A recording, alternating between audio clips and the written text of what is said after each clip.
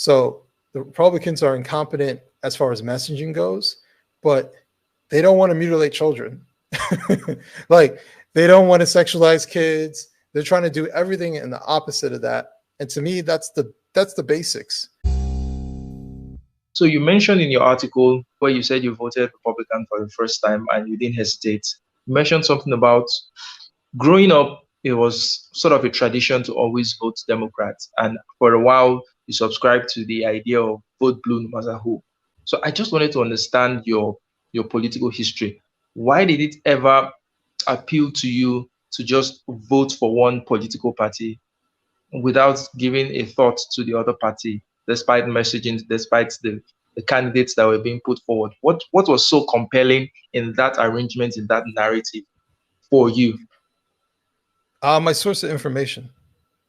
So politics was introduced to me based off of Republicans are racist, Democrats are for black people, right? So that was my introduction into politics and the difference between the political parties. So that was the basis for most of the things that I was looking at politics from. And then what made it worse was the source of my information. So I would hear what the Republicans want to do from liberals and Democrat media sources. So, like, for example, abortion. The Republicans want to control women's bodies, right? So it makes them sound like misogynists and all this other stuff. But the reality is, it's like, no, they think it's a baby in there, so they don't want to kill a baby. It's a completely different narrative, but you don't hear that narrative because of where the source of information comes from. And so when, I'm just a guy, and at the time I'm just turning on CNN, MSNBC, and Fox News is for the, crazy right-wing racist Republicans. And so, yeah, my source was supposedly trustworthy, supposedly unbiased, so to speak. The most that I was willing to accept was like MSNBC has a lean, but what they're telling me is true, right? So you can present a fact and then give your lean on it, right? But the fact is still true. When in reality is some of the facts are missing context, some of the facts are exaggerated, the list goes on. So there was no option to vote for the other party to me because my source of information made it completely clear that the other option was unattractive. Even from the base level of me being black to other policy positions that they supposedly had and what they wanted to do and how they saw things. I even talked about how watching the mainstream media on a consistent basis, there were points where I had to turn it off because it felt like, well, today's the last day of the Republic. It's just like every day, it's the end of the world every day. And it was wearing on me, and I would have to turn it off and I'd stop watching for a bit. But to answer your question, part of it was how I was introduced to politics. The other part of it was my media source and what I got to know about the other party, which for the most part was wrong. And I know it's wrong because I started talking to conservatives. I started talking to Republicans and just asked them, what do they think about this? I started watching conservative media to see what their spin is, how they see these things. What do they want? And the vast majority of the narratives about, you named the policy position, was the complete opposite, a fabrication, or just like, just completely wrong as to what most Republicans actually want to do. So, yeah. Hey, I wrote this very kick-ass crime fiction novel, which also features a thought-provoking debate on race and colonialism. If you'd like to support this channel, please grab a copy. The link is in the description below. Thank you. So, to me, it seems as if the Republicans have a messaging problem because big time. as an outsider, it was even Trump that opened up my eyes, that made me even got interested with the Republican Party in the first place. Because with all the shit CNN was talking about Trump, I said, okay, is this guy really this terrible. I decided to do some digging, and from there it led me to the Republican Party. Now, prior to 2016, from as an outsider, my conception of both parties was that the Republican Party was a warmongering party who are bad at the economy. The Democrats were a peace-loving party who were great at the economy. I mean, I grew up with Clinton being in office. So that was basically my conception of what both parties were until that 2016. So it seems as if the Republicans are just inside their houses and they are waiting for you to come and get the message. They're not going out there to tell people about what their values are, what their policies are. They are allowing the Democrats to frame the narrative, to frame their own narrative, their own messaging. So did they even try at all to reach out to the Black communities? Did the Republicans try at all? Or they just like, men, we're lost to these people. They're not going to vote us anyway, so let's just let them be. No, but there's a reason. I think, well, there's partly a reason. So, well, all right, first let me say this. Your conception of Democrats and Republicans, even now, like as I've learned and talked to different people, it's not entirely wrong, but it depends on what level you're talking about. So if you're talking about at the very top in the federal government, both parties are the war party, right? Especially today. Both parties are generally the war party. People, the political establishment, as far as people who've been there for a long, long time, the Mitch McConnells, Nancy Pelosi's, Chuck Schumer's, they're the war party. They're the foreign trade party. They're much alike in that respect. When you start going lower than that, it's a little bit of a different story. So you're not entirely wrong. It just kind of depends on what level you're kind of looking at it. Trump definitely changed the game as far as making those pro-war people that you're talking about to shift to the Democrat Party because they didn't like him, or to basically stay silent while Trump was taking over the party. So you're not entirely wrong as far as your conception of it. Did the Republican Party try to reach out to Black people? No. And I think part of the reason why is that conservatives are more individualistic.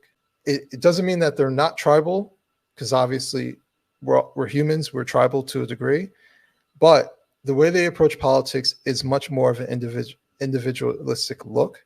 So they're not inclined to, whether it's Black people or anybody else, they're not inclined to create policy specifically for a particular demographic. Like it's not their thing. Whereas the Democrats are all about it, especially today. They're all about identity politics. So they're going to do everything possible to show, even if it's a policy that does absolutely nothing, to show that they are signaling to a demo. They see everything as a group politics, as a group identity politics. And conservatives don't view things like that. Now, I think that the Republicans can, without specifically targeting Black people. Because the reality is the United States, 60% of Black Americans live in 10 states. And you can probably name the states by the cities. So the majority, over 50%, or 60%, live within metropolitan areas, live around, within urban cities or surrounding cities within those states. So we live in very particular areas. And then the other 40% is scattered throughout the rest of the states. So if they wanted to, like, we'll use the state of Florida. If Ron DeSantis, for example, was to do things to improve Miami, right? To improve not just Miami Beach, but to do something, some coalition to help build up the areas of Miami that are struggling, or to bring more police into the dangerous areas so the citizens who live there are safer, whatever initiative that they feel is necessary in those particular areas. They should do that because they're Floridians, not because they're Black. And I think that is how we should approach politics in general. Are there certain things that people should do because of a particular demographic? Yes, but not nearly as much as people think. I think if we were to attack things the way we're actually supposed to, we're supposed to do locally first, state second, and then federally. If we were to do things on a local level, if the Republicans took a strategy of local first and actually started doing things like that and stopped hands off to urban areas because they're Democrat strongholds, it's a waste of money, blah, blah, blah, then they would actually reach a lot of people. They would actually change a lot of minds. But the fact is that they don't. And then what ends up happening is the Democrats don't do shit either because they take the vote for granted. So it just becomes this area that just keeps voting for Democrats because of either tradition or the Republicans have never reached out in the particular area. They know nothing about what the Republicans actually want to do or what they could do. The Republicans don't support the Republican candidate that's local. So the local Republican candidate is going up against a 5-term whoever congressman and has no financial support to run against this person, and they're an unknown, and obviously they're going to lose. So it just becomes like this downfall, and it doesn't benefit anybody. I strongly believe that we could have a better political society if we had 2 competent parties, right? And right now we have sort of 2 incompetent parties, but there's definitely one that is doing the basics. So the Republicans are incompetent as far as messaging goes, but they don't want to mutilate children. Like, they don't want to sexualize kids. They're trying to do everything in the opposite of that. And to me, that's the basics. Mm. Like that was never even a thing that was on the table, but now it's on the table. And so now we have to get back to the basics of where we were before, where mutilating children is not even a discussion because it would be seen as ridiculous. We have to get back to that point. But in order to do that, Trump can't be the guy because everything will become extra polarized, his fault or not. And this isn't to put blame on Trump for everything, but his existence makes the entire political climate poisonous because everybody has some sort of allergic reaction to him. The media has a reaction to him. Democrat politicians have a reaction to him. They campaign on stopping him. You know, they're trying to prosecute him. Like, everything just becomes poisonous. Even if he's not trying to do something, his existence has been tainted. Some of it's his fault, some of it isn't. But we can't get back to rational politics with him. If he becomes president, it'll be even worse. But we can't get back to that point if he stays within the political conversation. Wow. So my next question would be, it seems as if you're moving more to the right from the left. So what were those things that drew you to the right or to the Republican Party? What were those things that made you reconsider your allegiance to the Democratic Party and decide to make a shift? To clarify for the people who are listening, I'm an independent. I am socially conservative by today's standards, but depending on what the policy is, you know, I still believe in traditional liberal values. I believe in freedom of speech. Generally speaking, live your life, but don't tell me how to live my life. You know, that kind of thing. Live and let live, that kind of concept. For the most part, protect children. So just very general liberal principles. So it just depends on how you look at it. As far as what appealed me to, I'll say conservatives, because the Republican Party didn't necessarily appeal to me. The conservative values appeal to me. When I made a personal transformation in my life, as far as becoming 100% responsible for my successes and failures, that was a personal responsibility aspect that I took a hold of, and I saw that's how a lot of conservatives view life. And I like being around those people. I like being around those people who are trying to take control of their life.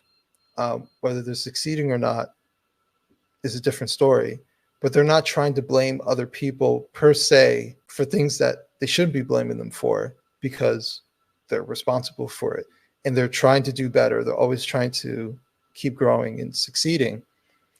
And I started seeing the Democrats as a party filled with excuses, filled with victim making, filled with anti-American stuff. I'll tell you this quick story. I did a speech at a local Republican event. They invited me, and before we gave a speech, they did the Pledge of Allegiance, and then they sang "God Bless America." And I thought to myself, like, would this happen at a Democrat event? And granted, I never really attended any local Democrat events, but something about it would say, no, it wouldn't. I don't think it would. And I think that there's a love for America, despite its flaws, that Republicans have, conservatives have.